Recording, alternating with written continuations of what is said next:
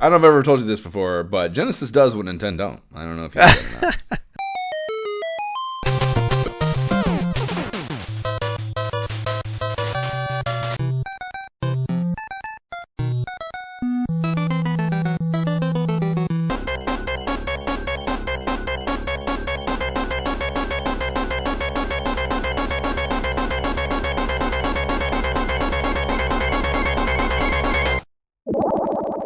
This is the Imperial Schools of Honor podcast. I'm Josh Folan. And I'm Jay Baxtron. And we are going to be bullshitting about the formative years of console gaming as we revisit the periodicals that covered it again. Today we are pounding some Halloween pumpkin bucket McDonald's Happy Meals, then heading over to Nathan's house for a serious sesh of Sega's 1990 release of Tengen Cyberball for the Sega Genesis, even though Jay here brought his fucking NES cart for some reason. Everyone loves the Nintendo, man. You just gotta have options. Emulation disclosure, I played the Genesis game on Fusion on my PC with a proprietary 3-button OG gamepad piped in via USB adapter. Jay, I'm guessing you played a whole smorgasbord of ways. That is correct, Josh. I actually played with the standard NES controller via Launchbox NES-topia on my PC with the standard USB attachment. And then when we played together, I played the same way, only with the 6-button Genesis controller via USB. Word. Please rate and review the podcast, be part of the ISOH movement, give us validation on your podcast platform of choice in the form of a rating or review, and we'll read it here on the pod. What are we jamming on now? Jay, what are you jamming on now? So, a little bit of ESO. I'm up on my, with the new latest patch, had to get my Sork back up to Magica, hitting as high as I need to be with the new sets, had to farm that out, and I've just been running some trials there. So that's been fun, trying to get like the really sweaty achievements for the highest DPS, the hardest trials in the game.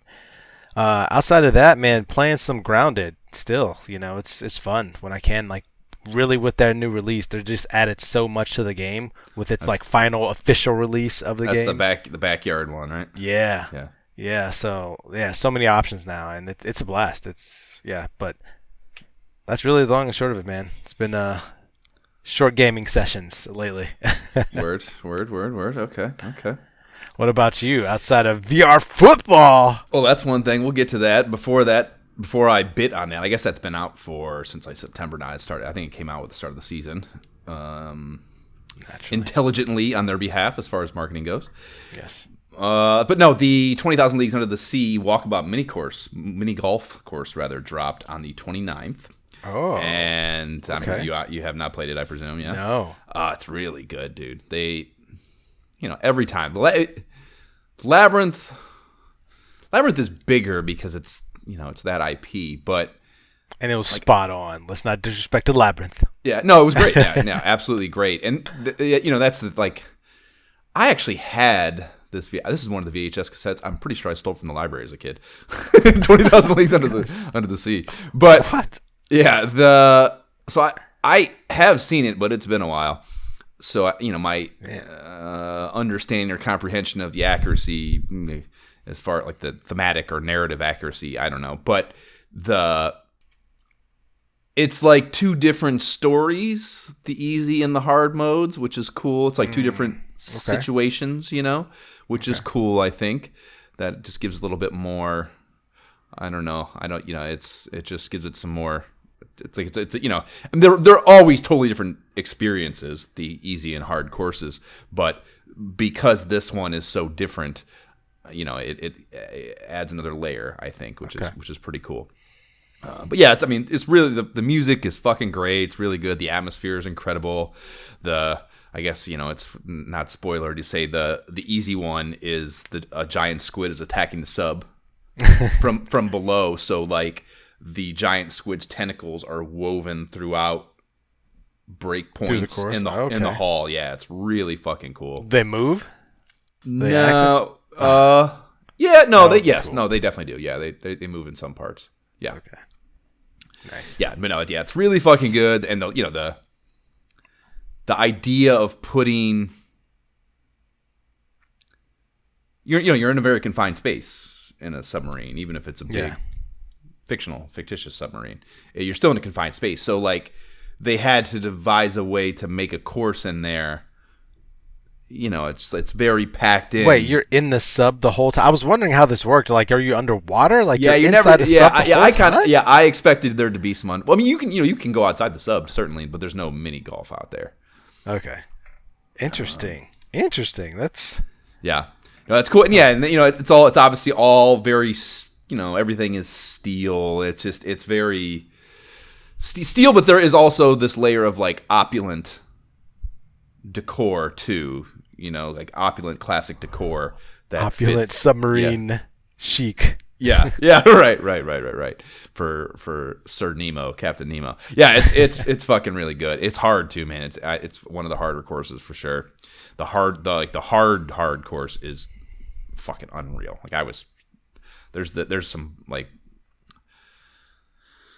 there's like these port situations that have like they're like exhaust ports, so there's air coming out of them. So you have like these air things to deal with. Like fucking really difficult to fucking reliably use, or avoid or whatever it is. It's fucking very frustrating, the hard one, but very good. Already got the putters and the balls, of course. It's fucking naturally. Yeah, absolute blast. We'll definitely have to jump in and give that a play.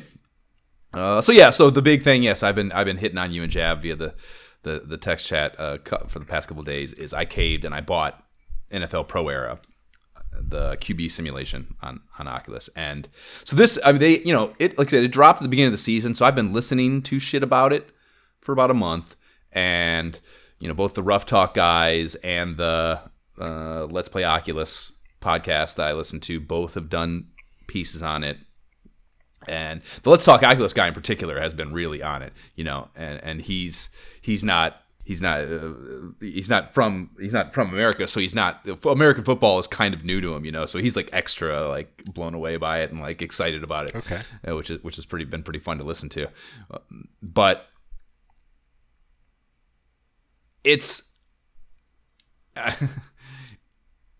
you get into it and it's like it's. There's never been a football game like this before. There just hasn't. I mean, I know I've actually I spent a lot of yesterday bantering with some guy that I guess there's a different VR one called 2MD, or there's some sort of, I don't know what it is exactly. I've never played it, of course, but I guess the physics are a little better in it, but it does not have the NFL license. It's obviously not on the Oculus. That's why I didn't know about it. It's on some other VR platform. So he was saying some of the like the mechanics of how you control where the ball goes and the physics of the ball, like, all that's not as good as he's seen in other places. Me having no prior experience of this kind of football, it is earth-shattering. It is unbelievable. Earth-shattering. It is so much fun. Whoa. And like I said, and it like, so yeah, I mean, I guess it's worth it. So you are just the quarterback. You do not control anything else. You have no control. You don't have control. Like the plays, like, you have a headset. Of course, you're the quarterback. So you're in the huddle. The play gets radioed into you, and you have a wristband. You can see the play in your wristband, and you he tells you the play. You look at it on your wrist, and you hit like break. Okay, so you go to the line. You can go to the line. You can audible at the line. You can you can look at your wrist again, and there's plays you can go through to audible if you want, but you don't necessarily control play calling. And like if it's fourth down, you don't decide whether you're kicking or whether you're punting or going for it, or you don't make any decisions. All this shit comes from the sideline, And so it takes all that shit off your shoulders. So you have like this, it's role playing, and I didn't expect. I didn't even know I wanted that. You know what I mean? Like that's never been offered to me in a football game. Right. You play, you control everything. You do all the stuff. Yeah, you're in charge. I didn't know that I wanted this, but it's like it creates this emotional. Like I quit football in 7th grade. I never really had to stand on a sideline and care about something I don't have control over when it comes to sports. I never had that like loss of control that. It just never even occurred to me, or at least the emotional impact of it never occurred to me. I obviously realized that when Josh Allen walks off the field, he no longer has control over what happens. But that doesn't actually land unless you experience it. It's a different emotional response to it, So, yeah, so you don't have control over any of that shit. So, so even if you score or whatever, you come off the field, and, like, if you give the ball back to the other offense with 2 minutes left, you're just on the sideline. You can fast sim through it, so you don't have to watch the other team on offense if you don't want to. and like whether or not I do is kind of situational.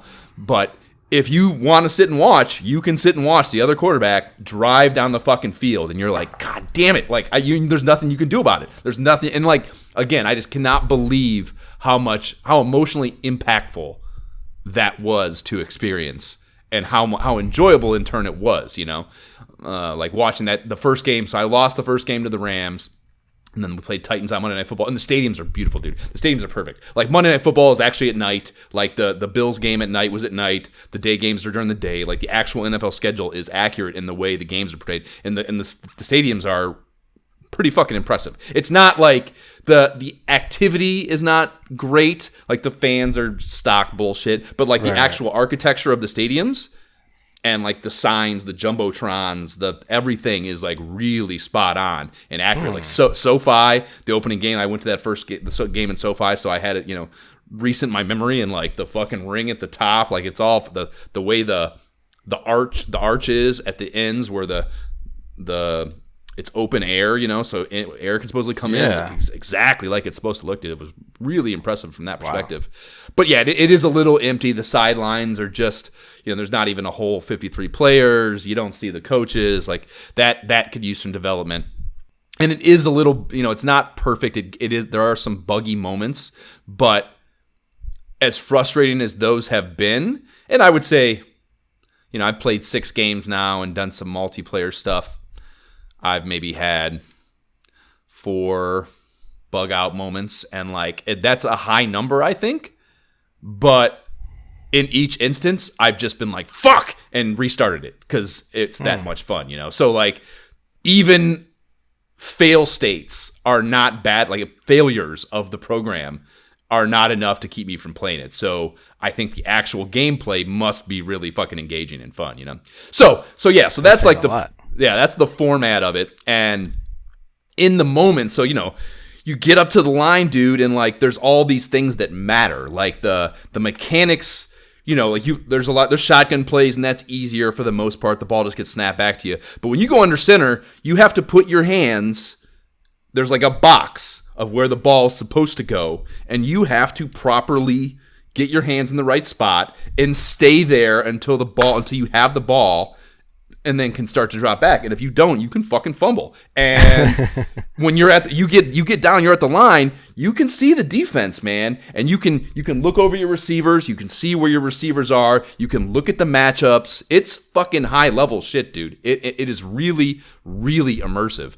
And, it's loud as fuck. They do a good job with the audio, so it feels like you're in a fucking game, And like, the play starts, drops back, shit moves, man. And it's like, you can look at your play on your wrist, and you can think where things are supposed to be and where they're going and shit. But it is fucking hectic, man. And like when a dude's bearing down on you and you got to make a decision, just like we were talking about Cyberball, it's like, holy shit, this is how it feels, And it's fucking, dude. I mean, I don't know, man. It's really, really fucking fun. It is really fucking fun, and it is licensed. That's another thing. It's licensed, so it has all the players. You can pick any quarterback.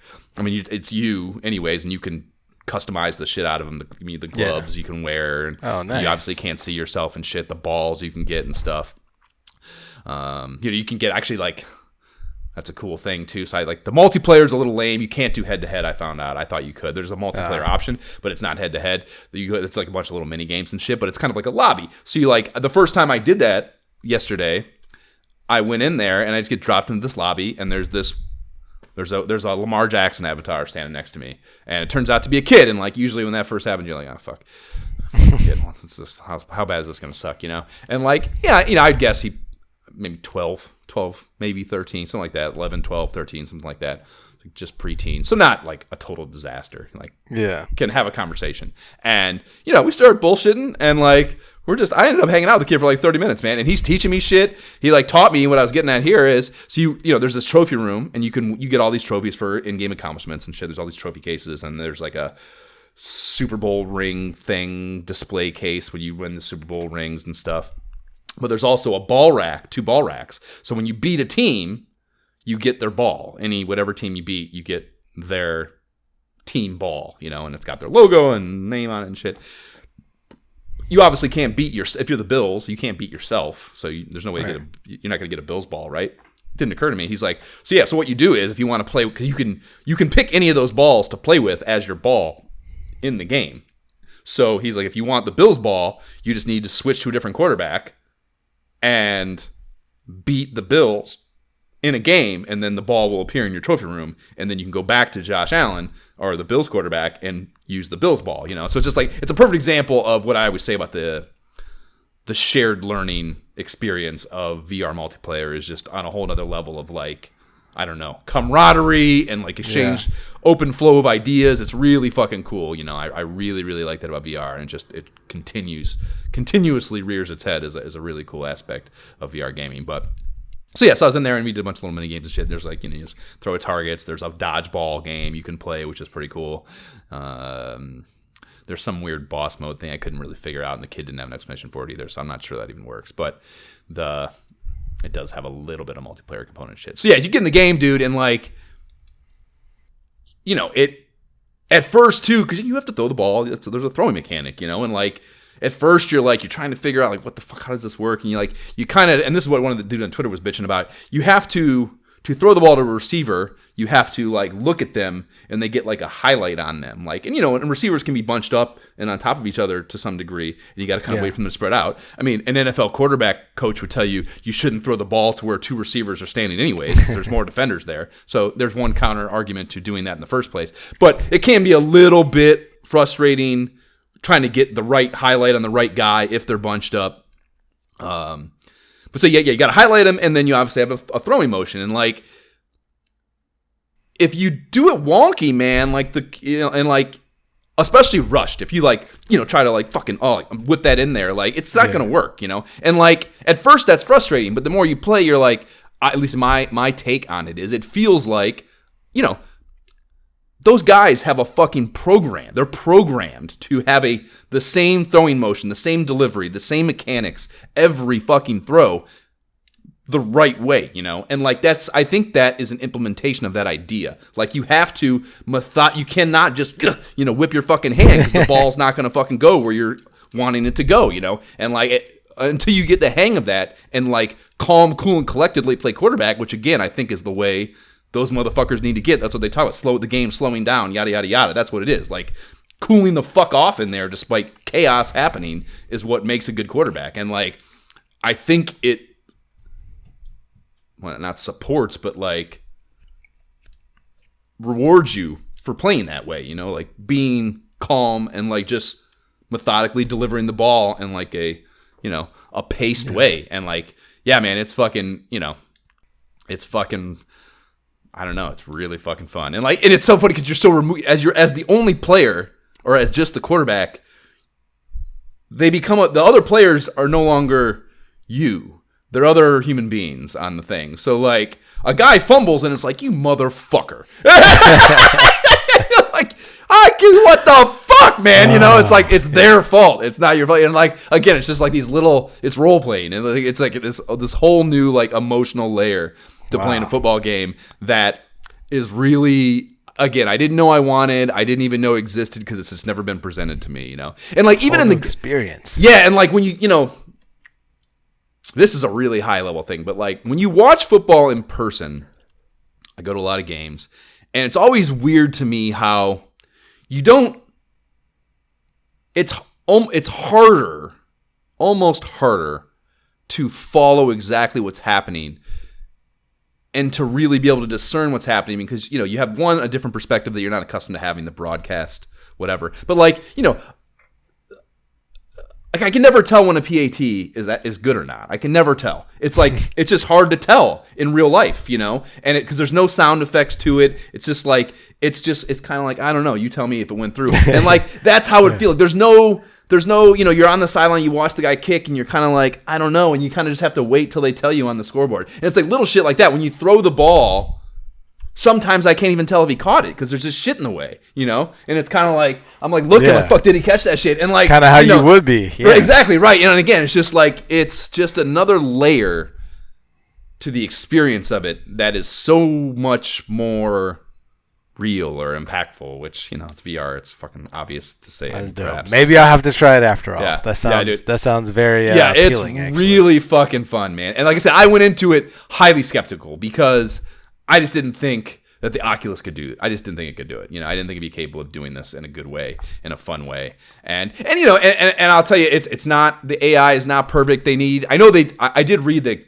initially there was a lot of fuck ups, and they've done a big update since. So they're working on it and making it better. And this is a company, I guess this is the company, Status Pro, that does the player mapping shit that the quarterbacks do to improve their mechanics, to map their mechanics and work on this. So this company is using that same technology. So it's it's an implementation of that, so this is something that they're trying to get better for sure, But the player, it has the NFL license, so it has all the players, and all the numbers are right, and the jerseys are right. And I would even say their body types are relatively right. But Dawson Knox is black, and he's not black in real life, So it was just there's some, there's still, it's definitely still a work in progress, like so much of Oculus is, That's kind of one of the things I like about it, is that it feels like this developing fucking realm of gaming that's just not quite there. It's almost charming in the way they're kind of just trying shit, and it's not, not everything is quite there yet, but they're trying, and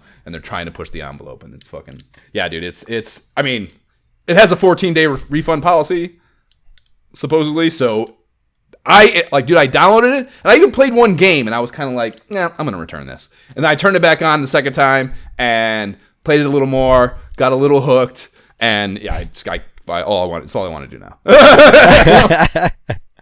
More football. Hey, it's that time of the year, Yeah. So you can definitely, if download it, and if you fucking play it a few times, and if it doesn't land, return it. You don't even have to pay the $30. It's $29.99, which I guess is high watermark, kind of a high watermark, not the highest you can get on Oculus. It feels pretty standard though for especially a big.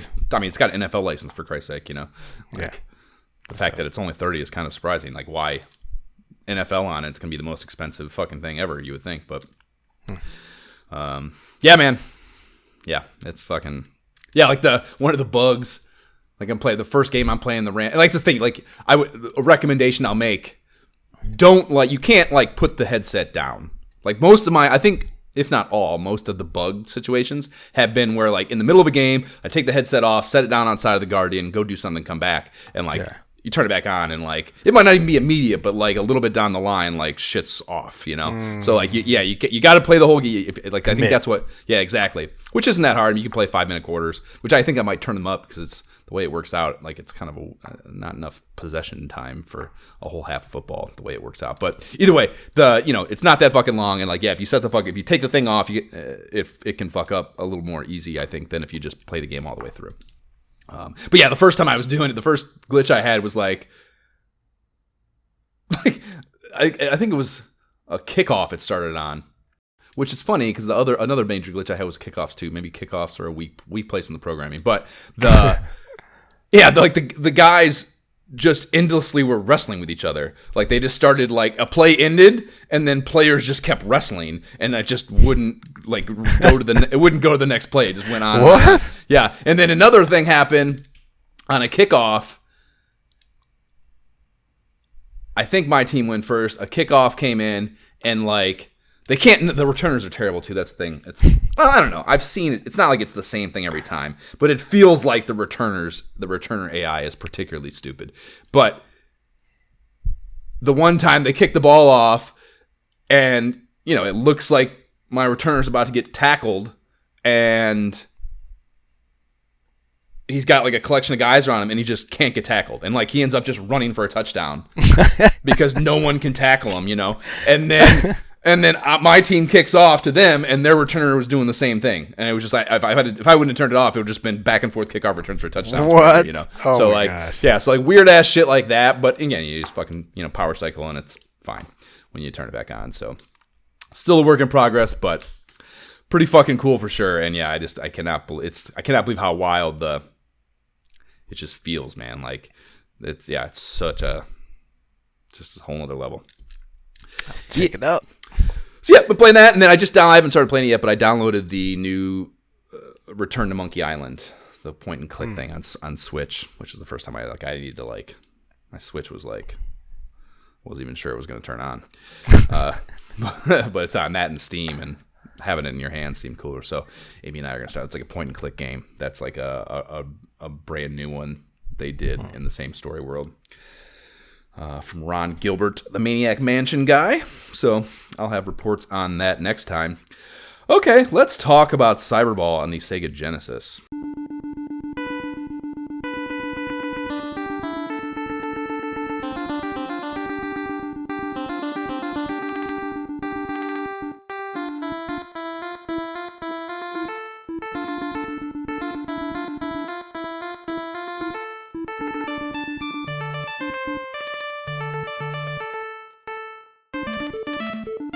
That is the Cyberball soundtrack from the NES version, bringing us in. That's the only music in the whole game?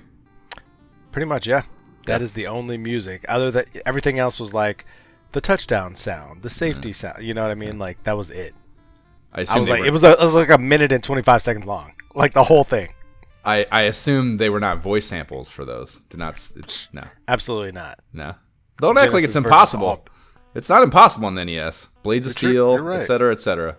But bases loaded. But I would not have guessed at this game. Like I said, I didn't even know there was one on NES. When did that come out? Did they even look up when it came out? I did. I have it. It came out the NES version came out in 88. No, there's no way. There's no way. We'd have seen it or something. That's got to be the arcade version. I mean, the Genesis one, that's got to be the arcade release date. Hold on, I had that. Yeah. Hold on while I source this great information. The NES version, I guess, came in 92. Okay. Interesting. That makes a lot more sense. Okay, anyways, so the manual opens with the history of Cyberball, and I'm sorry for the length here, but this is good and important to the experience of the game, I think. Football began as a sport contested by human beings. However, in the year 2006, the first instance of illegal bionic surgery was uncovered. An all-pro player was found to have his left knee rebuilt with robotic parts and was subsequently banned from the league. 2 years later, amidst numerous complaints from opposing teams, 2 more players who were found to have undergone the illegal surgery were tossed out of the league. In an effort to save his beloved game, the football commissioner instituted a random bionic testing program. As expected, the testing exposed many violations. Unfortunately, though, the commissioner's efforts would prove to be for naught, due to increasingly ridiculous salary demands, the increasingly serious injuries to the players, and the league gradually made the change to complete robotics. By the year 2022, exclamation, the game of football, adored by millions, had changed forever. The combatants were no longer living, breathing humans, but robots.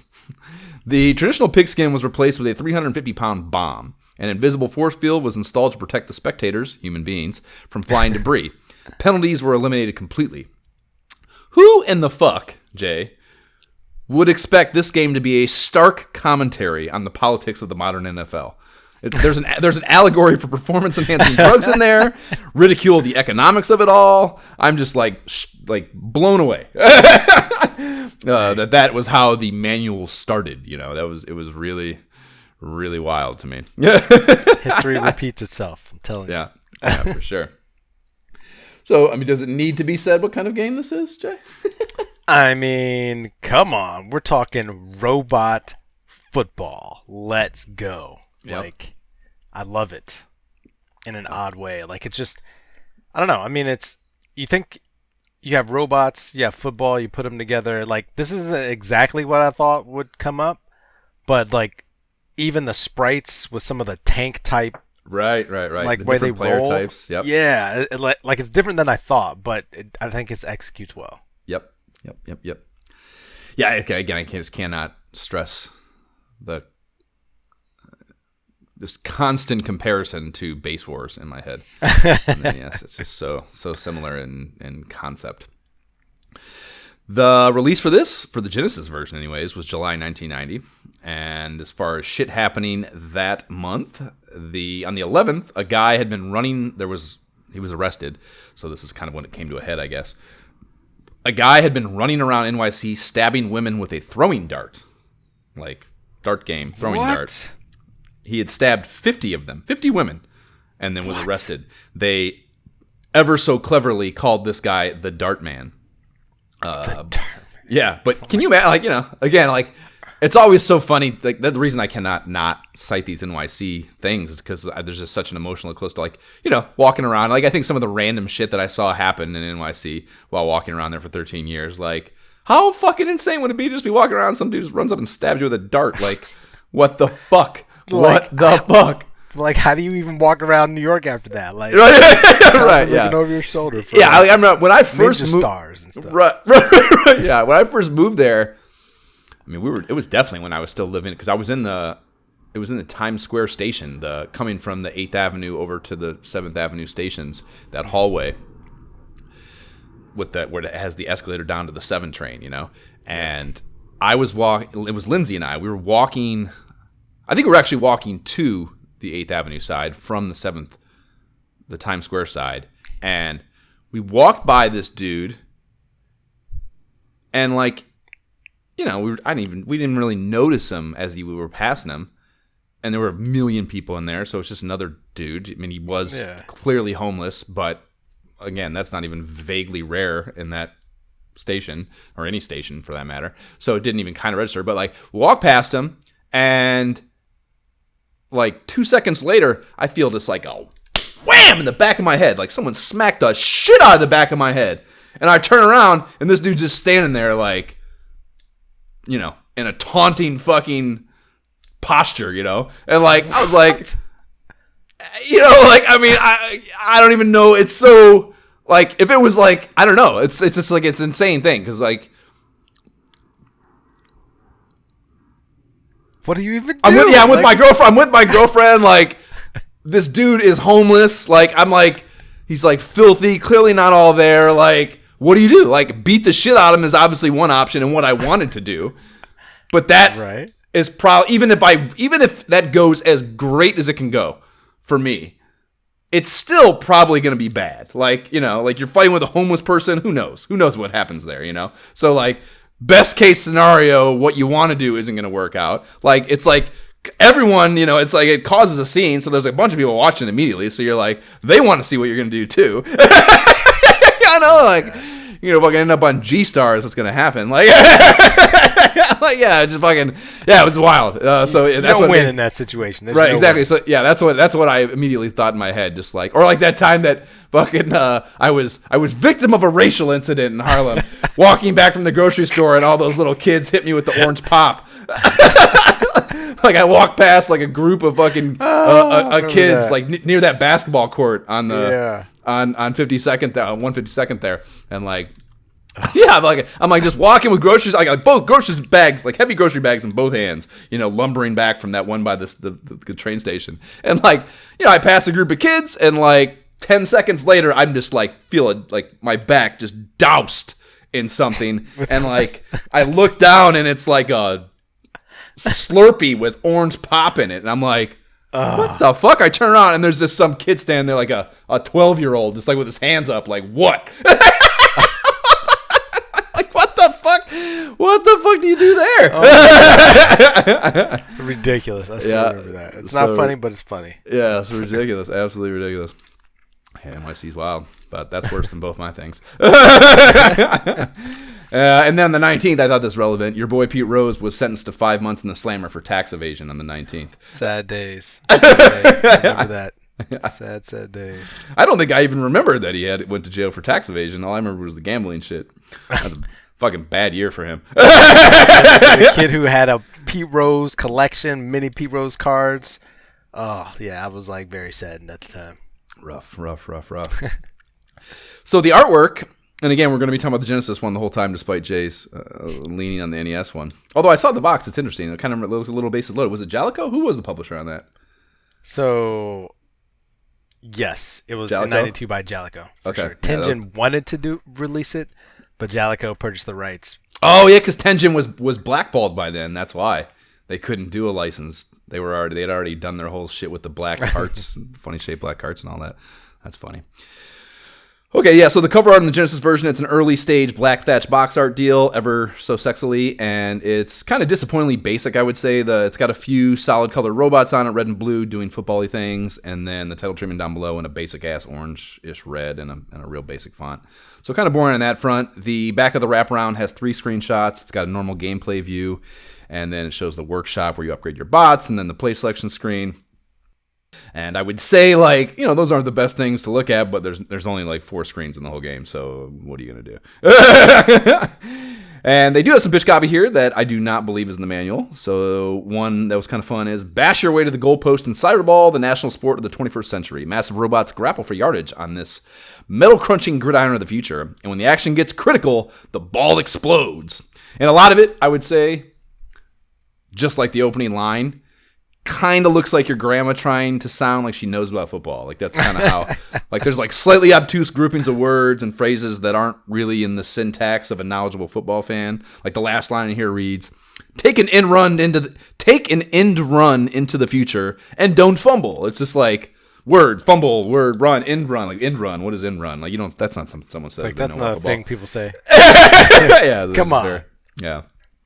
It's a little goofy in that regard.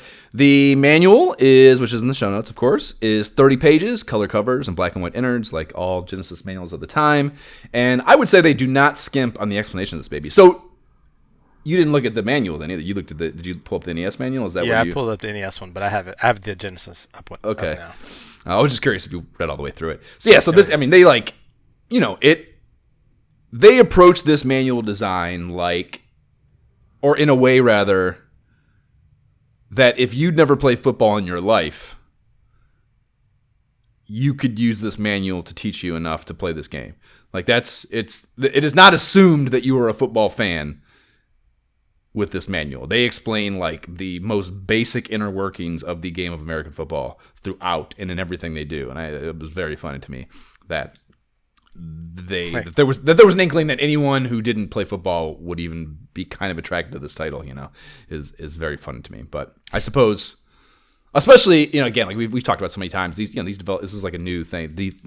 Most of the people working in these companies obviously do not have a lifetime of video game experience under their belt. They're coming from some other industry. They probably might not even, most likely do not even game themselves and are just like doing a job, so they don't even know, they're not in the circle that they're trying to target. And that obviously is a terrible place to be from a concept design and a marketing standpoint. Like, you're just not in touch with your target audience, So yeah, that rings very true throughout this manual, I would say. I don't understand. Like, okay. Gotta take a step back here on these manuals. So I'm comparing this versus the NES version. And the reason I'm comparing is because we're clearly playing the Genesis version, which is out as of 1990. The NES version doesn't come out until 1992. And everything about this manual is far superior to the NES one. Really? I'm just looking at this absolutely just floored. Like, to your point, like, everything is explained. I still had so many questions playing the NES version. So many. That still are gone unanswered. But everything is detailed out so well in this. You're right, like, not just how to play football, what all the robots mean. Right. This is what you can do. Like, how to spin the cash, all of that kind of stuff. Like, it none of that's in I'm the shocked. NES manual. That's hilarious. Ridiculous. Yeah, they go they very, very much in depth there. So after the history of the Cyberball rundown thing, I read in the synopsis section.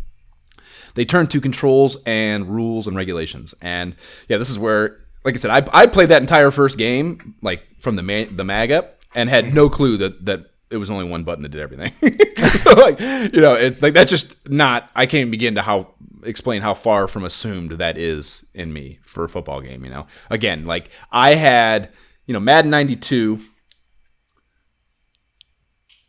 and I'm pretty sure they had the original. No, I think Madden 92 was, I can't remember. Either way, doesn't matter. Madden 92, which would have came out in 91, I'm guessing, is my first Genesis football game. And, 91 is only a year from where we're at here. So, it was like every other football game of the era. Like every button did something different. There's a lot of shit going on, this is just ever so basic. One button does literally everything. And we'll get into the frustrations of that later. But yeah, I needed to read this here, I guess is what I'm getting at, for that to be confirmed in my head. Like, did not seem like that was possible.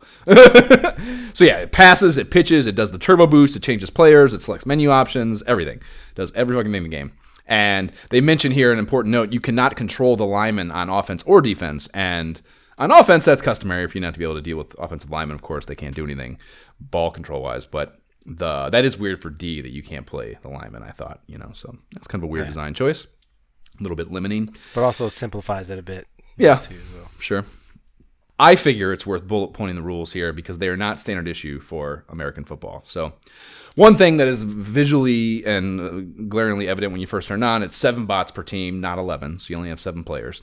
There are 6 periods per game, barring overtime. Each period is 3 minutes by default, and then you have 6 timeouts per team per game, so that's a little higher than it is normally. Oh, no, that's right. That's exactly 3 per half, duh. What the fuck am I saying? So it says the offense normally, in quotations, has 4 plays to cross the 50 or ball defuse line, the 50, or to score a tutty. And if they can do neither, the ball explodes and the other team takes over. When the ball explodes while in the possession of a robot, he'll go up with it and be cleaned up by a special custodial machine. And I love that little note, that little thing that comes out, Yeah.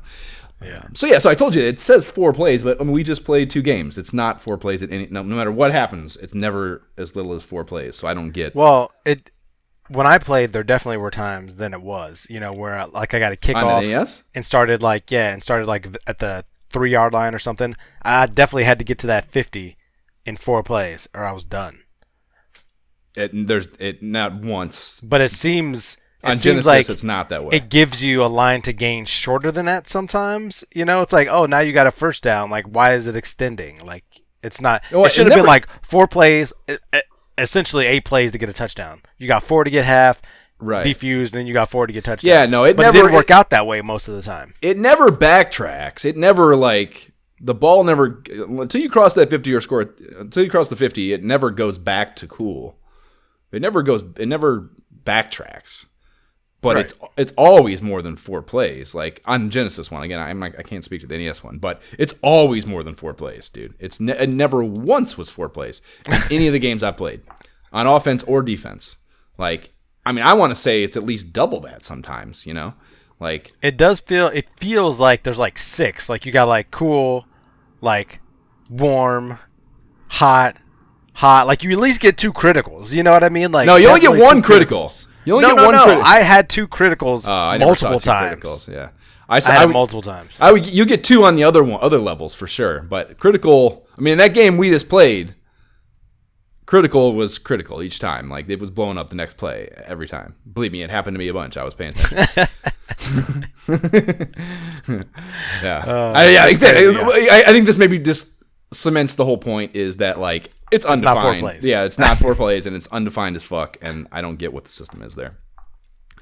And then you know what though? I kind of like the randomness of it. Oh yeah, no, it should be random. Yeah, it should be random for sure. Reading the manual, I expected that intense structure. Like, all right, 4 plays and I got to cross it. But in practice, it was kind of like, this shit feels random. Like it seems like there's a line to gain, which will keep it at the same level before it So I was like, okay, let's just try stuff and hopefully maybe that's what it is. Maybe that's I see what you're saying. I thought you were saying that there's a marked like visible thing, but yeah, maybe if you go 15 yards it doesn't it doesn't go to the next level. Yeah, because there was like a moving first down marker, but it wasn't obviously a first down, but it didn't make it seem like it would progress. So I didn't see that. I noticed that when I played like that red line. No, it was red. It was yellow on my screen. Yellow. Well, the yellow line is always at the 50. It wasn't though. That's what I'm saying. Like there were times when it was like not at the 50, and it was almost seemed like it was a first down marker, but then you wouldn't really get the next level. You wouldn't go to like hot from warm, and I'm like, am I somehow getting like mini first downs that like just extend but you only get it like once, and then you have to. Like it's going to the next level anyway, kind of thing. So that's how I took it, but obviously I didn't scientifically like pay attention to that. You're trying to play the game, right? Yeah. And that's interesting. I'm not crazy, sure. though. Yeah, talk to a developer to get the bottom of that.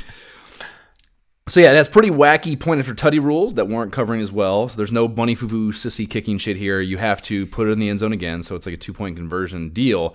But you don't necessarily get 2 points. You get, if you run it in, if you use a run play, you get 2 points for the point after, and if you throw it in, it's 1 point. So that's kind of interesting. And if you somehow get tackled in your own end zone, if you fuck up so bad that you run all the way the other direction, the defense gets 2 points and they take possession of the 20. So there's like no kickoff, So that's kind of interesting as well.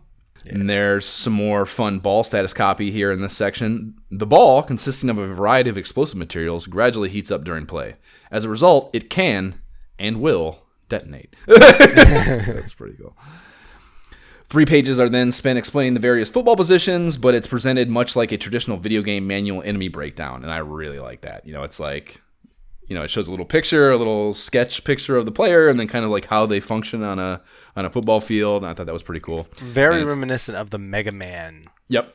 Manuals, like the way that they're presented. Only instead of like Heat Man, it's the lineman or the linebacker. That's exactly what it calls back, and I love it. Yep. Love it very much. And there's another 3+ pages that are spent on what is called Chalk Talk. And this is plucking plays from the offensive and defensive playbooks to use as examples for explaining football play theory. And I mean, again, like just the level of effort to help someone understand who knows dick all about football is really evident here. They talk about there is a password feature for the league play, so you don't have to play a whole fucking league in one sitting. It's a 12-digit alphanumeric, and they did a really good job of putting no dumb shit in here. I dig that. It's got no 1 or 0 digits, so you can't mistake it for an I or an O kind of deal. And you have to thank Tengen for not being assholes on that front. The Turbo Boost feature mentioned on page 20 says you can boost the selected player. If you'd have read this, Jay, you'd have known this and had it at your disposal. But you can boost the selected player, offense or defense, once per play with any button depression, but that unselected players may get more than 1 per down. And I thought, I read that and immediately processed that as a high-level strategy opportunity to be had there, where if you can learn the algorithmic tendencies of the CPU play on your team, by not selecting players closest to the ball on D, you may get better boost performance from those uncontrolled players as far as tackling goes. You know what I mean? So, I don't know, obviously you got to play it way more, but, you play these seasons, one-player seasons, that's the kind of shit. Those are the kind of chinks in the programming armor that you look for to get an advantage on the CPU, to look for little things like that. So, if you played it enough, and I don't think either one of us did, that might be a little angle there on strategy that I thought interesting. And they mentioned smoking robots covered in here, and if your bot gets hammered too much while they're smoking, they explode and fumble, and you'll be prompted to buy replacement bots with your in-game dough from the formation screen. This is about to happen, so that's what you were seeing when the guys were smoking. You can replace them before that happens with money. So yeah, you have in-game money, and that is actually explained on pages 22, 23 with their specific prize amounts you get for various in-game events, tutties, picks, safeties, etc. So you earn money throughout the game, but you also have to spend money throughout the game to replace players that get broken. And then obviously at the end of the game going into the next, you have an opportunity to return to the shop with the money that you did not spend to improve your team. I like that option. Yeah, it's very cool. And again, if only I had known that existed. Yeah, did they not have that in the NES version? Was that not a... No, I mean, you upgraded. Oh, you said there's no league play. There's no league. Yeah, there's no league play. That's what I mean. Everything else, you could definitely upgraded your robots throughout the game and replace them and all that. So that was cool. But yeah, no league play. So I didn't have that. The idea of being able to come back and upgrade my robots. I'm like, yeah, I want to do that for sure. Yep. Yep. So then one of the last things they talk about is the overtime, and it fucking sucks, dude. So it's standard sudden death, but there's not a coin toss. So player 1 gets the ball first every time. How fucked up is that? What? Yeah, how fucked up is that? I see kids fighting. That's whack. Yeah, I see 2 brothers fighting to the death over controller 1 on this game. There's got to be a standing rule. You're first player this time. Second play next time, I have to be first. It's got to be. Got to work it out. Either that, or if the game ends in a tie, we just go in the backyard and wrestle. I'm we're not even playing the game anymore. So the last thing in here is Cyberball jargon, and this is a football glossary. that like explains what words mean for football. And then that leads us into cyber tips on page 25, and these are all the most basic of football 101 suggestions. Nothing to see here, sadly, in what is usually one of my favorite parts of these manuals, like the little developer tips. History. Not much on the history front here, surprisingly enough. Yeah, I mean, considering this is an Atari game that we're playing, released on various platforms, as previously mentioned by It was an arcade game. It was an arcade thing originally. It was an arcade game, and they actually came out with a tournament game, 2072, so like an upgraded version for the arcade cabinets. As I mentioned, though, like, yeah, the NES port came after the Genesis port, and seeing both, it's freaking mind-blowing. Like, the version, graphically far superior. Like, when I was playing the Nintendo version, like, once I got used to it, I was having fun, but it felt like an Atari game. Whereas the Genesis version feels like a Genesis game. They look like robots. So, you know, I don't know. I don't know how that, you know, well, Jay, situation works. I don't know if I've ever told you before. I don't know if I've ever told you this before, but Genesis does what Nintendo don't. I don't know if you know that. Agreed. I think I've heard that once or twice. I mean, great job for Atari, though, for like, if they could have kept doing things like this, you know, putting out some hot games that kind of worked for later gen systems. Yeah. You know, and actually there was a Lynx version as well. I wonder what that would have been like to play. Was it really? Yeah. I bet that wasn't bad, man. Yeah. Again, because we've heard the Lynx is great. Yeah. I mean, was there even another football? That might have been the only football game on. Probably so. I mean, it came out in 91, so again, later than this one. Right. Probably. And that's what we you know, this, I didn't get, and you know, this game is so obscure that I couldn't even find a video of it, but you know, I just didn't have the time or maybe even the wherewithal to play a whole season of this. But I would love to know, like, you know, how much, what happens to them. There's a playoff bracket song. Yep. So there's probably a playoff bracket that it goes through. But, I love brackets. Give me brackets. I'll make my own. That's a I don't know, that's like a diskette fucking mainframe thing. Like, any bracket I'm down. I have a bracket, right? Let me see. Let me put some projections. Yeah, so I would love to know how the Super Bowl plays out, if there's different shit going on aesthetically, if there's any effort to like change the presentation of that. I'd be curious to see, but yeah, I couldn't find. I was googling around for playthrough videos, and like the only ones you could find would be just one-off games. So unfortunate, and I don't see myself, maybe a little bit too much revealing on King Lorik's Blessing, but I don't see myself getting to the end of a season mode ever in my life of this.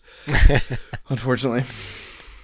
Okay, no economic analysis. Although there was a lot of opportunity for one, certainly with the robot buying systems and shit. There was money in this that could have like feeling a modern.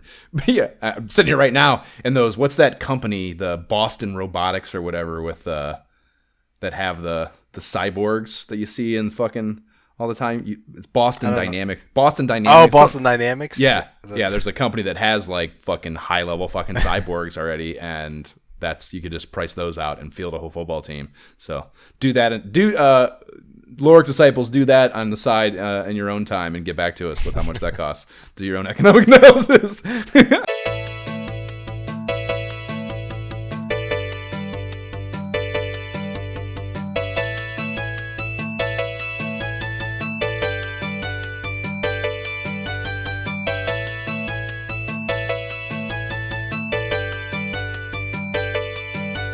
That is the Genesis menu theme from the far more thorough and enjoyable Genesis soundtrack relative to the NES one. And we will start with the title screen of this game. You fire this bad boy up, and you get the Sega logo on black, and then a static title card that reminds me a lot of Sega Master System graphics, which was my background in the last segment. Mostly because of that blue background that the SMS kind of leans on color-wise, and that's something, like it leaning on blue as a background color. I'd love to ask a developer of the era about what that's about. Like, so many of those SMS games had a lot of blue going on. And I'm guessing, it's such a concentration of it, I'm guessing there's some sort of technical reason for that. Anyways. Maybe they felt like it was like low Like it helped the other colors pop that you wanted to highlight for your specific thing. So it's kind of the background color. Yeah, I'm sure there's something. Anyway, Cyberball, football in the 21st century is what it says on the card, and then a national anthem sounding tune plays. And after that ditty runs its course, it cuts to the ball status explanation screen that takes you through the 4 stages of the ball heating up and exploding. That is behind me now. I love this screen. It's fucking great. And then lastly, it plays a very quick play demo that shows one simple and short run play going down before cutting back to the title. So that's it as far as demo shit goes. You hit start and the top menu appears, and the options are league, password, versus options.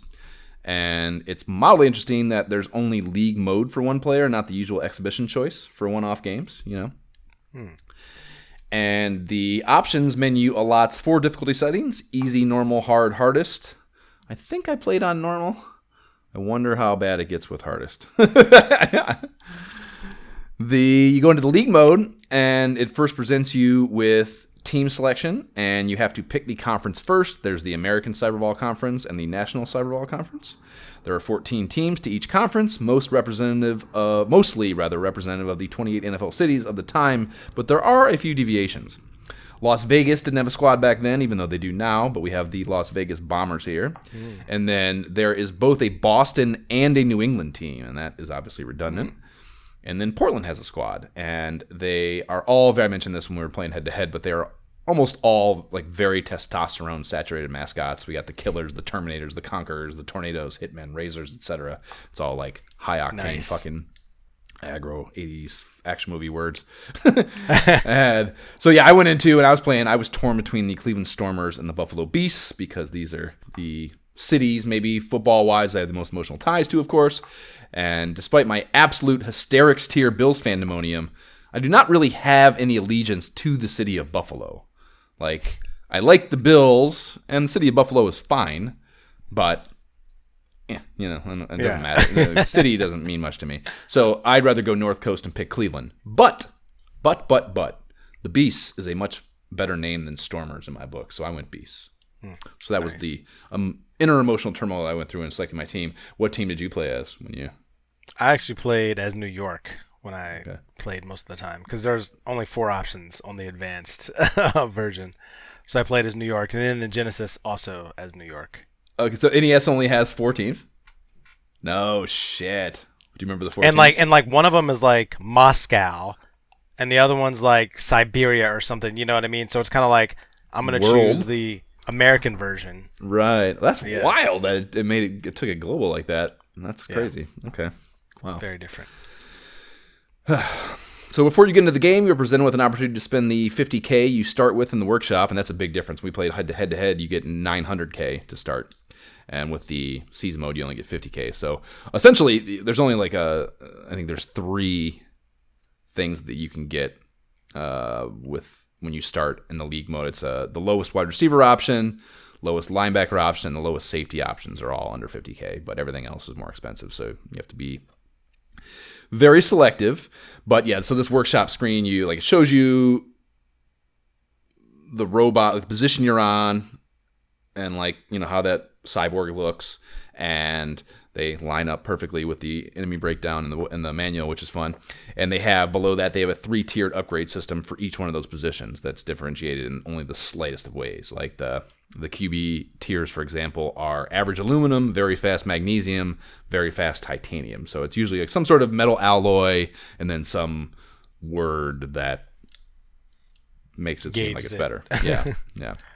The linebacker tiers are fast power boost, faster magna boost, fastest hyper boost. And then the amounts for each position, they scale in different disparities, but they're roughly double-ish from one to the next, I would say, roundabouts. And then there's a static card highlighting the upcoming Week 1 matchup with the teams' records going into the game. And my first matchup was Buffalo Beasts at the Phoenix Phantoms' house. And... it goes straight from that to the kickoff, and we're playing Cyberball. Was there any extra presentational bullshit on the NES one? Nope, nothing else to kind of start. Well, on the... that was before the game. Yeah, the only other difference on the NES was that they showed a picture when you did the advanced version of 4 of your coaches. So you actually picked your opposing coach as well as the team. But outside of that, yeah, it's straight here. Is this the 20? Is this might? Do you think that is it? What's the box say? I didn't even look. Is that the 2072 version? No, it still just says Cyberball. I'm pretty sure. Actually. Yeah. Yeah, it just says Cyberball. Not even. Yeah, it's even more basic than the Genesis. Okay. Weird.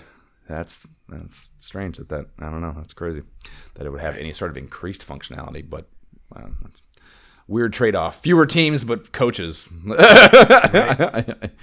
Whatever. So controls HUD. The easiest way to summate this. Slippery? The controls are slippery, I would say. Like, I know a lot of the players are on tank treads. Yeah. But even with that taken into consideration, I would say they're still a little slippery. For the Genesis, anyways. I haven't played the NES version. I don't know if that... I can see that. I think the NES version had tighter controls, but, like, I didn't really see it on the version we just played on the Genesis. But on the NES, if you touched the if you were anywhere sniffing in the vicinity of the out-of-bounds line, you were out of bounds. Really? Like, you couldn't even, I don't think I've ever been out of bounds. Breathe near it. In the Genesis version. I don't think that's I've ever what I'm saying. Like, you couldn't even... It happened enough times that I was, like, afraid to even get to the outside. Because I was like, I'm going to even, like... be looking that direction and it's going to call me out of bounds. It was so touchy. That sucks for sure. But also, like I said, like I felt like I could make catches and passes much easier because I was like, all right, I can figure this out. Boom, I throw it, he gets it there. You still have to control the person you're catching, but it's almost like if they got to the spot and you threw it, you just let him go or just move him to the spot and let go, and he catches it. Okay, yeah, that's a perfect example of the slippery in Genesis because it's. We'll get into that when we start talking about the play, but like fucking passing, man, holy fuck. So yeah, the one button thing is certainly present. It's very discombobulating, despite the fact it should be like it should make it simpler, but it's just disorienting because I guess maybe it's just so different. Maybe once you get used to it, it doesn't have that effect. But like, yeah, I just could not stop thinking about like, it's so like I don't even know. Like, we were 4 games in. I played on the Genesis by the time we were on our second game, and like I still wasn't sure whether I needed to hit the button to snap the ball or not. I don't know. Like I learned you do not. Okay. That's why when you said I pressed the button to snap the ball, I was kind of just like. I learned to just let it go because otherwise I was like trying to throw the ball to that running back and I was like, what's happening? And I was like, okay, I'm just going to wait for him to snap it. Okay. Well, there you go. So basically we're playing a quarterback sim and you don't even know it. Yeah, I guess. The turbo boost is serious shit. You found that out when you discovered it late in the second game, but it can be so much thrust that you blast right past everything and off the screen, which definitely happened to me at times on defense. I suppose, like I like that it can be a little too much on defense, so you have some measuring of using it. You're not just figure it out, yeah. Right. You're not just hammering on the button, So that's probably a good strategy decision, I would say.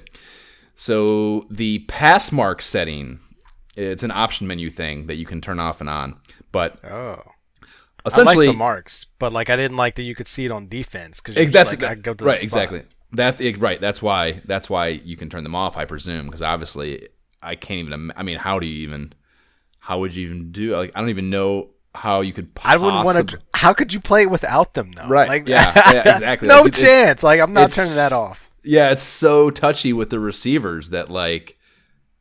I mean, you would just have to memorize where they're supposed to be. I don't know. That sounds really hard to me. That sounds super intense. Not to mention, like, you don't even be really committed.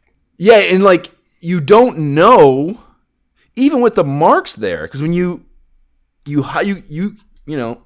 way you decide which receiver of your 3 receivers to throw to is to the manual tells you to point make your quarterback look in that direction. So either up for the middle, I guess. I think that's what it was. It's got to be. And then right or left for the right or left receivers.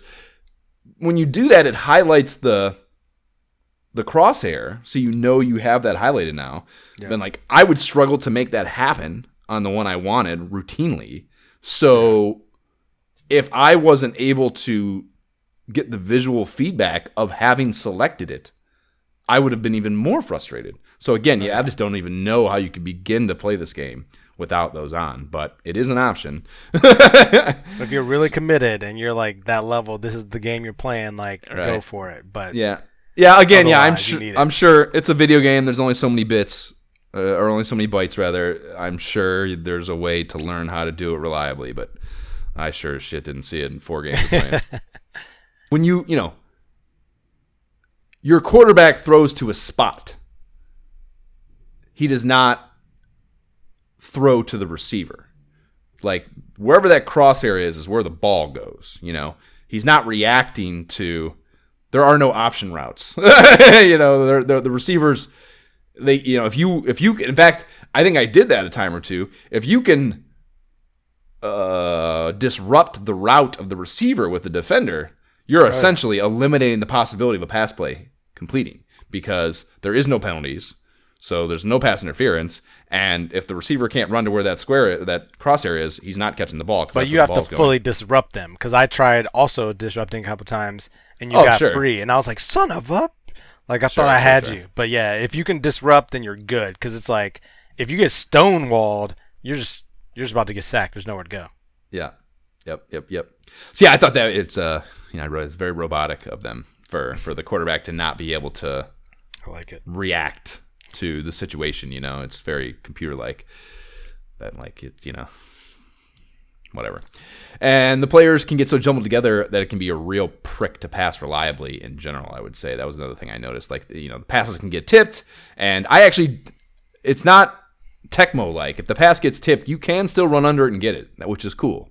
I'm impressed that it had that functionality, because the tips can look so like, oh fuck, there's no way you're getting to that. So it kind of looks like it's just definitely be a dead looks ball. like it's done. Yeah, but no, yeah, it's you can. I did have a tipped. I think it went for a touchdown actually too on the one time. Like, it got tipped up and went further down the field, and I was able to run underneath it, caught it, and went to the house. So pretty cool, but very fucking chaotic for sure.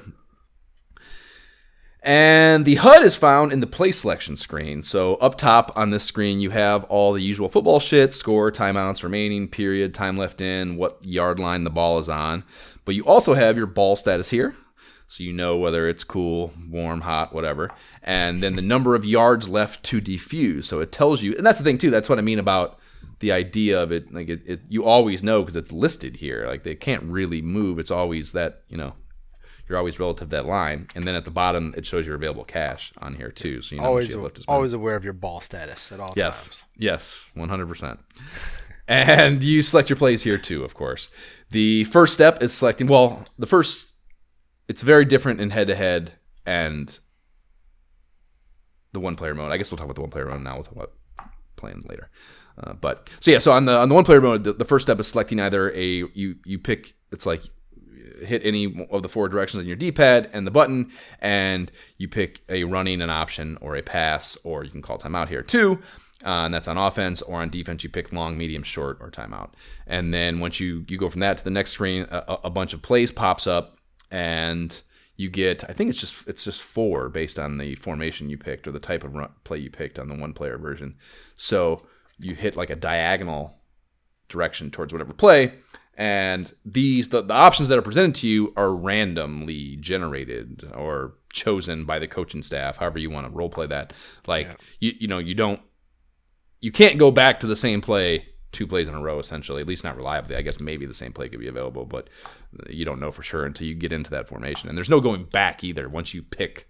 Not that you would have time anyways. The meter is, there's a time meter at the bottom, and once that goes all the way down, in one player, it's actually a little more forgiving, and maybe this changes with the difficulty setting. But on the mode I was playing, like, once that meter went all the way down the first time, or if you do that on the first screen, rather, it would just randomly pick a play type and take you to the play screen, and then you get another meter. And if that went all the way down, it would just randomly pick a play that you wouldn't know. So you technically give 2. It gives you 2 opportunities to. Huh. Yeah. I guess I never sat on that first screen long enough to see.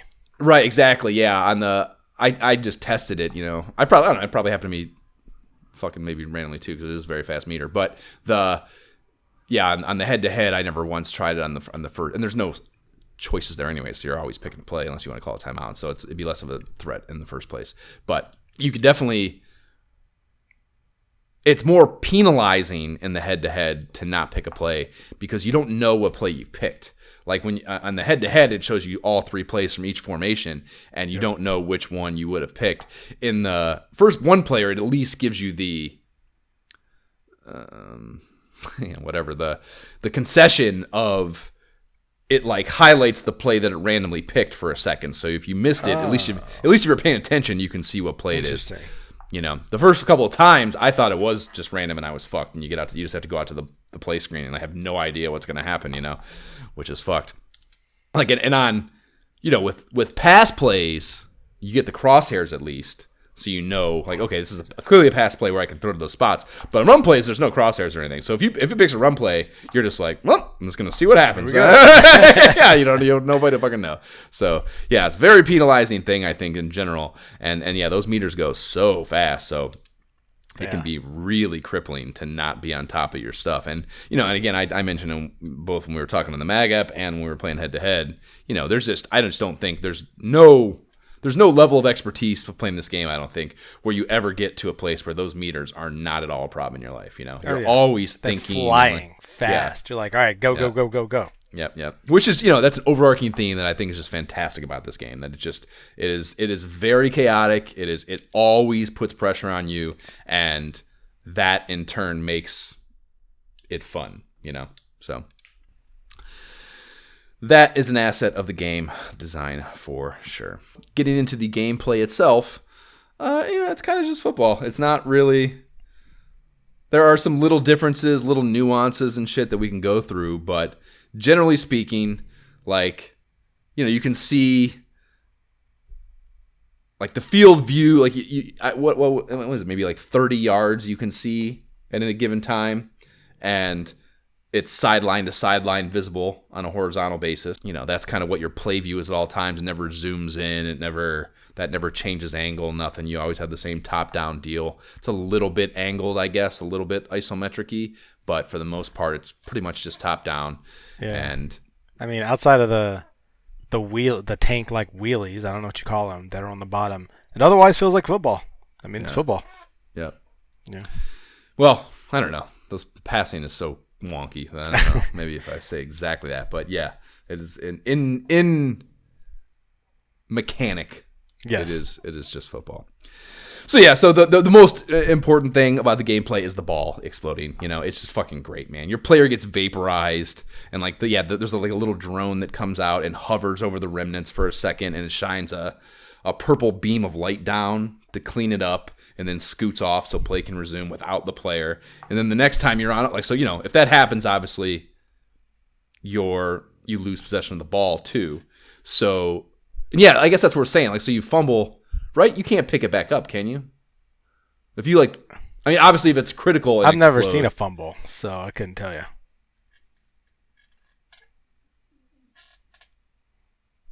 I've definitely had many incomplete passes, never a fumble.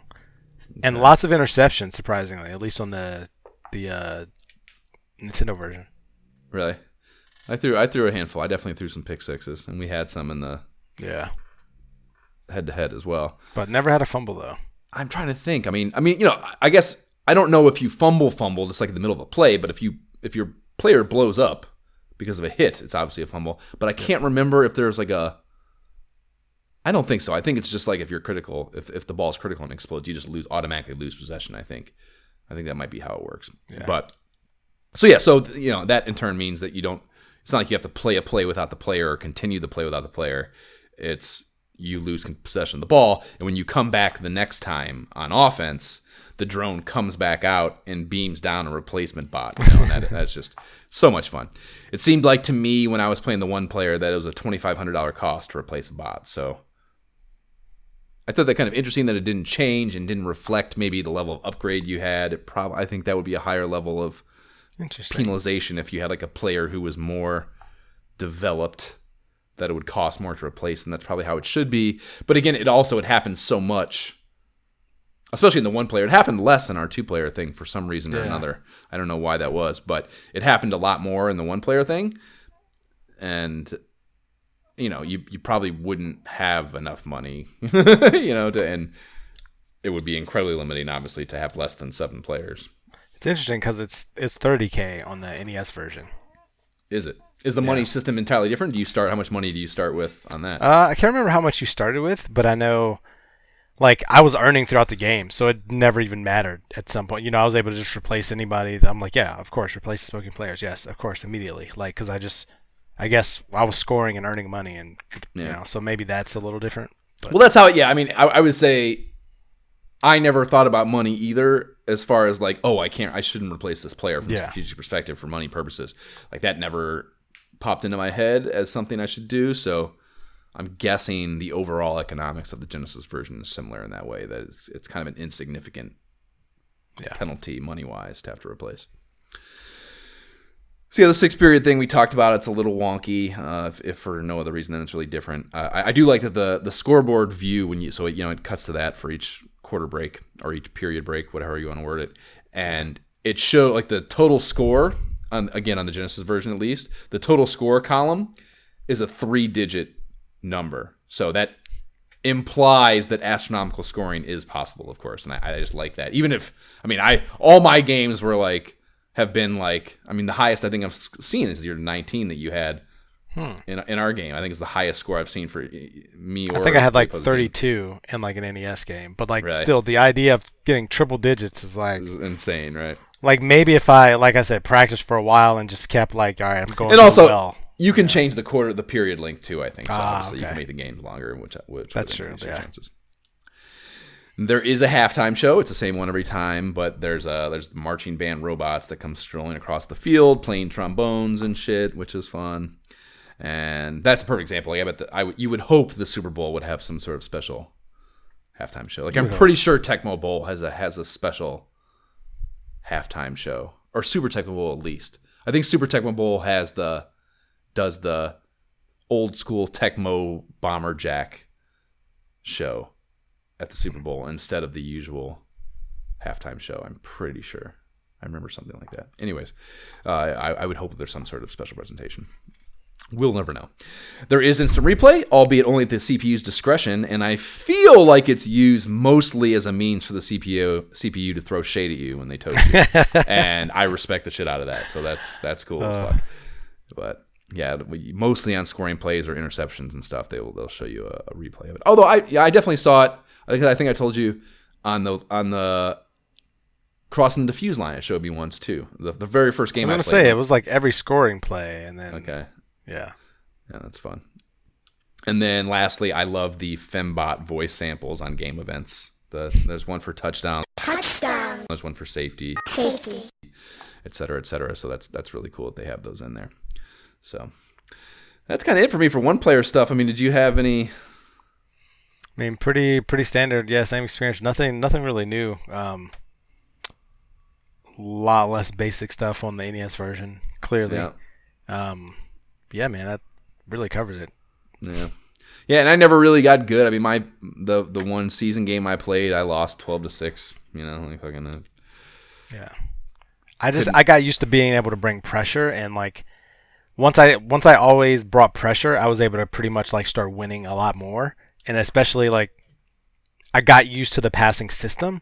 Like, passing looks a little more like passing on the NES version. I'll say that. Like, it doesn't have that drop-in kind of effect. The lob. Where it's drop. Yeah, it looks like that would happen. That happened in our game, too. Like, sometimes the trajectory would change on the throw, and, like... Yeah. I don't know. I guess maybe it's possible.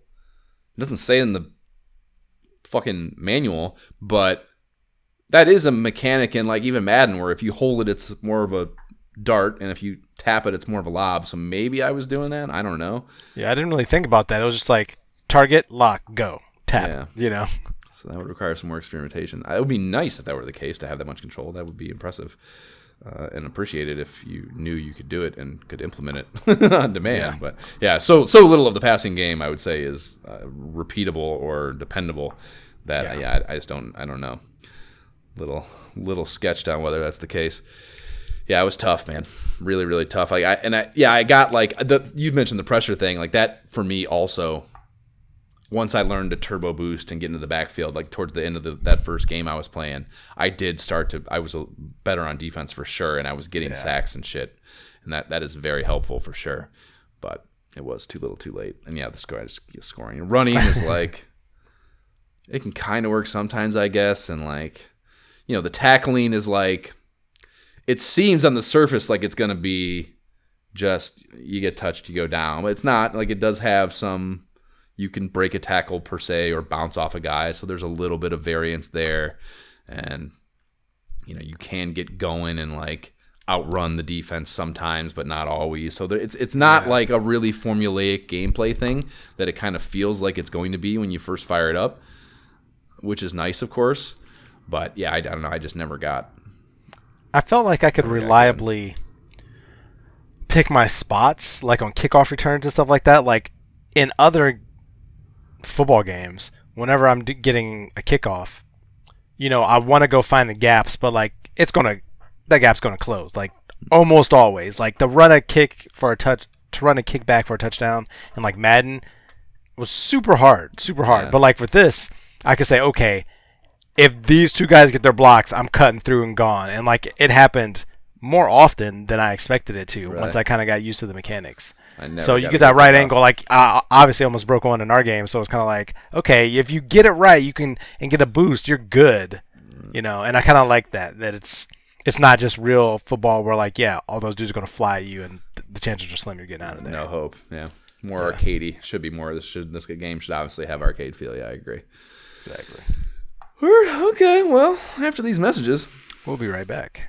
Game over? No way! Because we got Game Genie! We tell you when it's over. With Game Genie, I decide how many lives I get. I use it when I want to live forever. Play to the end and win. Maybe I want to start on level 15. No problemo! It makes cool games like Street Fighter 2 more exciting. That's frustrating! With Game Genie, it ain't over. So we say it's over. Excellent! Game Genie for NES, Super NES, Sega Genesis, and Game Boy. Codes from many popular games, each sold separately. That is a 1990-something U.S. market commercial for Galoob's Game Genie, and they mention the NES, Game Boy, SNES, and Genesis editions, so I'd place this around 1993 maybe. And the story of the commercial is two totally tubular Bill and Ted ripoffs bodaciously playing Sonic the Hedgehog with SNES controllers somehow. And they poorly superimpose ridiculous-looking Game Over text on top of what is clearly Green Hill Zone in Sonic 1. But the reverse shots of these dudes has them holding SNES controllers. And I just don't know how... It's such a prevalent thing of the time. Like, I just don't know how shit like this in low-budget commercials, I just don't get it, man. Like, how out of touch do you have to be as the production designer of this thing? It's just not like... I mean, I know the internet's not around then, so it's not like you just Google this shit, which obviously makes it easier today. But if you're going to take that job and you're going to do this, like, how could you not be like, just talk to someone, ask questions, like, something. Maybe they were trying to highlight the different systems. So, like, all right, give him this controller now give him this controller. Yeah, and I guess that would be like a really out-of-touch decision that they could make, sure. But I don't know. It's just... But otherwise, yeah. It makes no sense.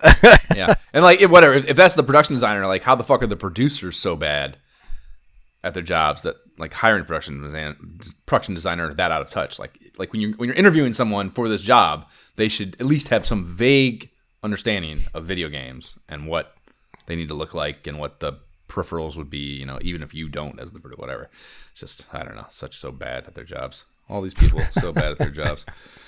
So we're going to talk about our multiplayer experience now, which we streamed, and I am just fucking blown away that we were able to do. So not even usually, I think every time we've tried to do that parsec shit in the past, without even having the streaming component of it, it's been like we're just trying to record ourselves, do it, and upload it later. Has been like an hour-long nightmare of failure. If not longer, And we put that together with the streaming thing going on in the OBS fucking template in like 8 minutes. So it was running. We were like, oh, here we go. Let's roll. It worked great. Yeah, and sound got a little goofy, I guess. You texted me, I can't hear you. When did you send that? When was that from? Just at some point while we were playing, because I couldn't hear you kind of talking. Like I could hear the sound of the game, but I couldn't hear you, and I was like, "What happened to his voice?" Kind of just like. Okay, so yeah, that's what was happening to you too. So that must just be maybe that's like a parsec thing or something. I'm wondering what was behind that exactly, but otherwise, it was pretty smooth. Yeah, absolutely, pretty good. Word. Okay, cool.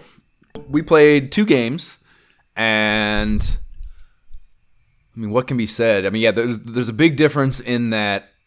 The play selection, which I was so curious about how that was going to go in a way that allowed you to not just zero in on what the other player was picking.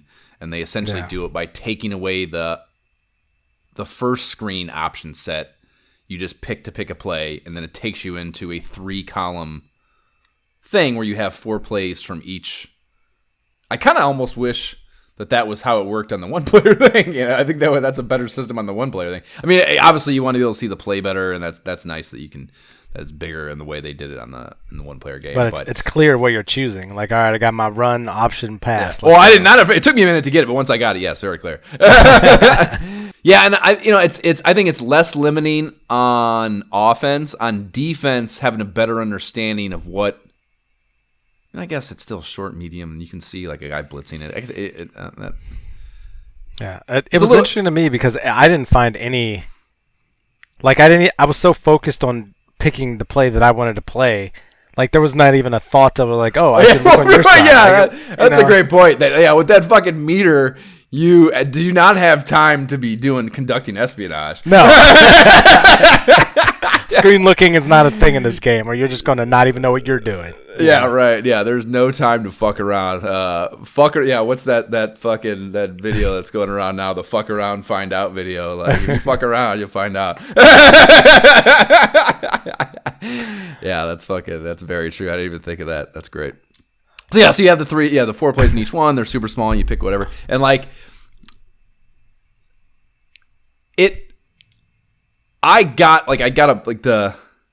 explain option plays to me. Were you able to reliably, like an option play it's essentially a combination of the two, right? You can do the handoff, or you can throw. But how the fuck do you bring up the passing things without handing the thing off? That was my thing. So when I would run the option, it would pretty much my only option to make that even work was either if they're open, I'm going to pass it. Otherwise, I'm just going to run it with my quarterback. Like that's generally how it worked. My quarterback wasn't good at running though. So yeah, the quarterback's slow as fuck. But I did get it working once to where I pulled it up and I immediately wanted to run the ball, so I was able to hand it off, and I was like, wow, that was great. But otherwise, it was too tricky. It felt like I needed to either run it with my quarterback or pass. Like I couldn't try to hand it off. It was just too many options at that point. See, mine was the reverse. I couldn't get away from the run. Like passing. This is again just a testament to me just not understanding how to throw the ball, perhaps. But because you need to. When I throw the ball, it was like a 2-step process to obviously got to drop back, get away from the line for one, and then 2. You need to do that look to the receiver you want, which I couldn't reliably do anyways. But even if I did, you need to get there. And I felt like I had to hit the button twice to lock on. Or he wouldn't, I could not just drop back, hit a direction, hit the ball, and throw it. That's not happening. So I felt like I would have to hit the button twice to lock the receiver and then throw the ball again. And if you do that, with the running back anywhere near you, you're going to hand the ball off to the running back. So on the option plays, I would end up handing the ball off when I didn't want to because there's no other way to pass. How did you get away from the running back to even be able to throw the ball? Dude, it would only be if the running back happened to be next to me, where it was okay, if the running back took off sooner or did something else, I was tossing it behind me, off to the side. It was much tougher to me because the same way with passing, I found passing easier that I could just because I would wait for, the center to snap the ball, and then I'm just hitting a direction, and then that's the first time I'm hitting the button.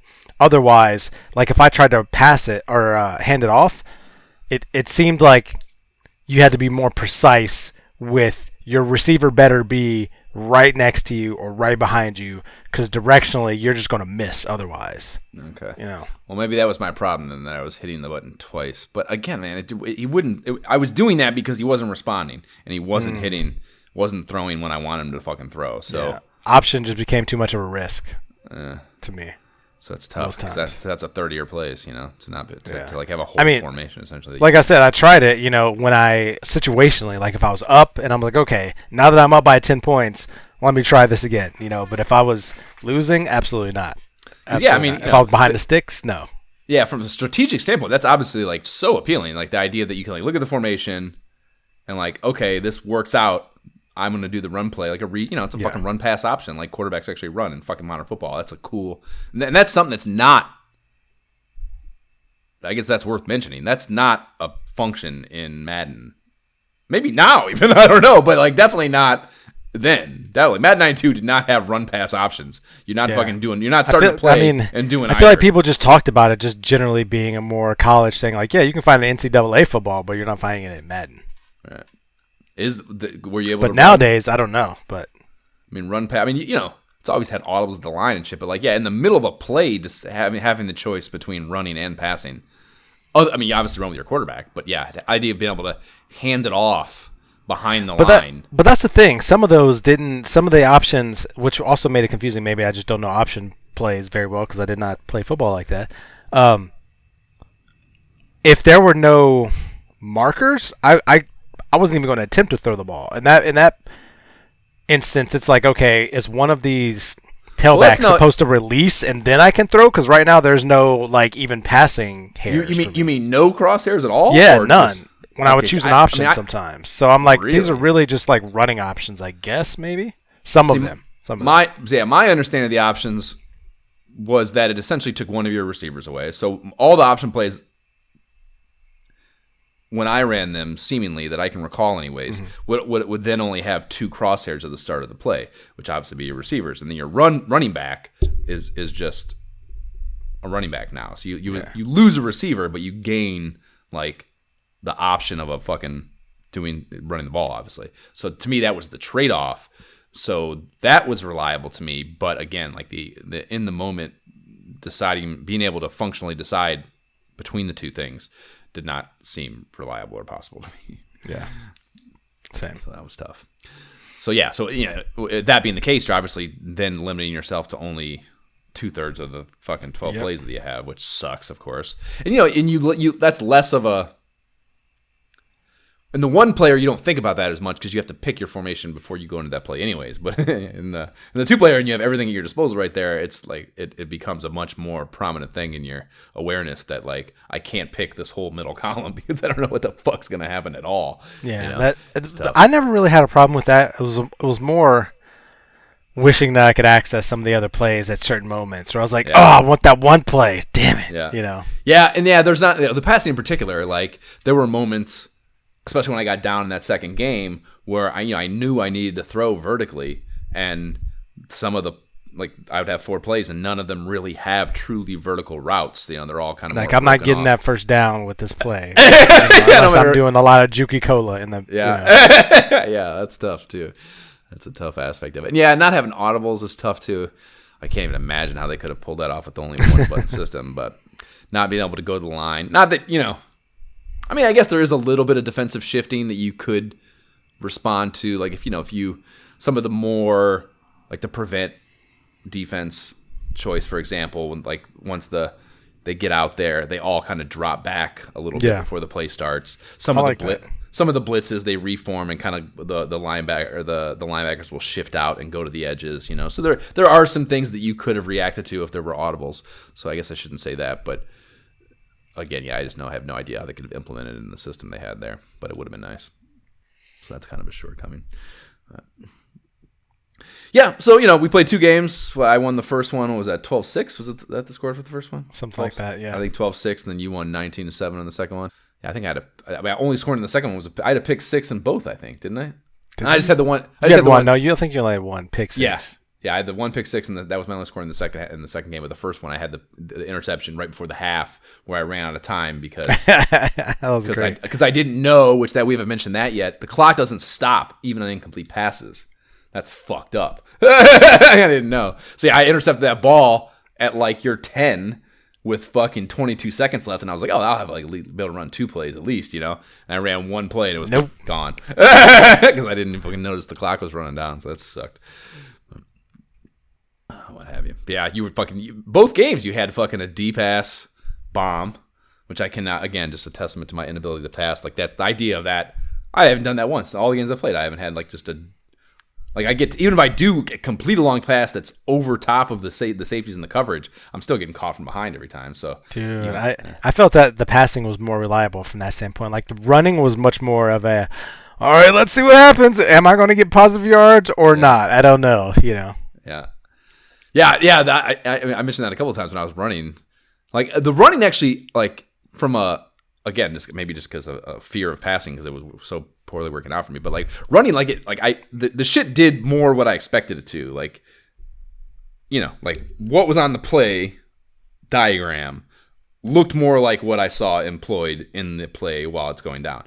But I still wouldn't trust that the ball was getting to the guy. So like I wasn't, I would never be controlling the running back early enough to have him really avoid the tacklers. You know, I'm still thinking I'm controlling the quarterback because it doesn't look like the ball's changed hands yet, and it doesn't register that, you know. So that was the shitty part about running, unfortunately. But again, those are all things. You know, I think every one of our bitches is predicated on things that you just got to spend more time with the game. You know, you got to spend more time and get used to the little nuances, especially for football too. Like, fuck, man, can you imagine trying to put a fucking football game on these fucking? I mean, this zoomed out ass fucking little tiny sprites and shit. Like trying to make that translate to something visibly recognizable in a high octane, fast pace, which this is trying to be a very fast paced sports game. You know, like it's got to be not easy. So probably a little too critical in those regards, but. Yeah, man, I don't know. I'm not sure. Again, it's just not that complicated. I don't know if there's anything else I really have to say about it. Yeah, I don't know. Like I said, it's outside of the nuances that we talked about, it's still football. Yeah. Go out and score touchdowns. Stop the other guy. Yep. You know? Yep. Okay, well, let's just talk about the verdict then.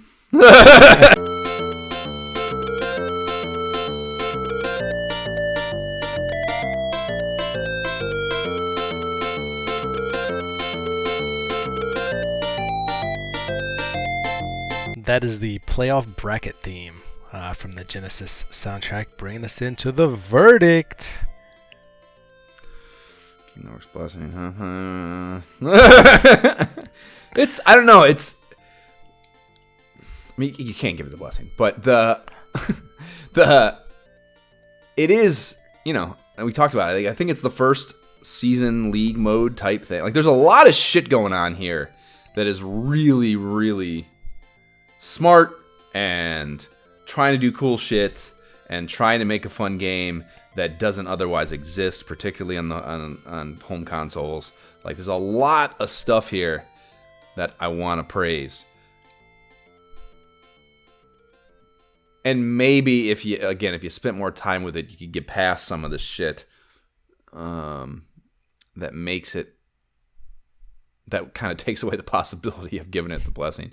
But you know, there is a lot of shit going on that I like, and there's so much that's fun too about it, like the shit with the robot, the blowing up and the fucking, obviously the ball status shit, and the fucking robot coming out and cleaning the things up. You know, like I love, when we'll get to it, I've talked about it already when we were going back in the mag app, that got us to this, but like Mutant League Football, that's what this is to me. This is a early stage Mutant League Football, and Mutant League Football is fucking awesome. It is such a great Genesis game, and there's so much about this that tugs at my fucking emotional heartstrings and checks those little boxes in me that I want to like it so bad, and that's why I was suggesting it anyways. And I thought, you know, like my wanting to pick it was under the assumption of what ended up holding true through also playing it for a game episode, and I think that's where the failure is. That I had these same troubles initially, but I thought that I would acclimate to the game faster and more easily and enjoy it more once we got into it and really dug in, and that just didn't happen. And that, to me, precludes it from being Game Ep or King Lord Blessing worthy shit, unfortunately. Well, Josh. Yeah. Does the NES one get you Lord Blessing? I'm guessing no. Honestly, I think I appreciate it more because I played both now. Like, the NES one, like I said, really felt like an Atari game in terms of graphics, like a lot of ways. But I still, once I got used to it, I still had fun playing football. And so,